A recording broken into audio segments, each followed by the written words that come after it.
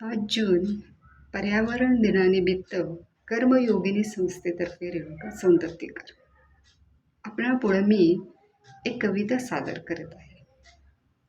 कवितेचे नाव आहे पर्यावरणाशी हितगुज.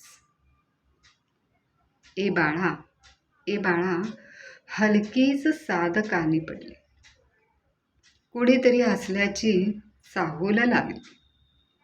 निसर्गानेच आर्त हाक मला मारली आणि दुःखी अंतकरणानं वेदनाही सांगितली. म्हणतो पर्यावरण, वसुंधरा ही माय असते न ग आपली. तिची मानवानं काय अवस्था केली. प्रदूषणाचे सावट जंगल तोडही झाली.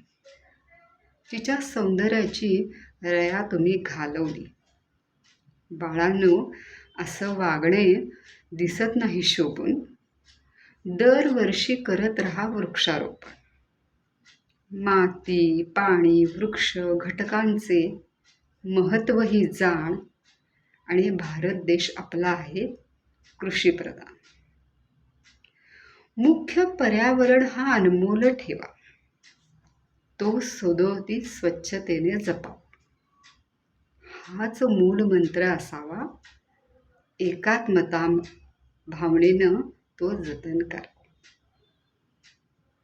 मित्रमैत्रिणींनो, अशा रीतीने आपण पर्यावरणाचे मित्र पण आहोत, मैत्रिणी पण आहोत आणि ते जपणं आपलं कर्तव्य आहे. नमस्कार. भारत माता की जय.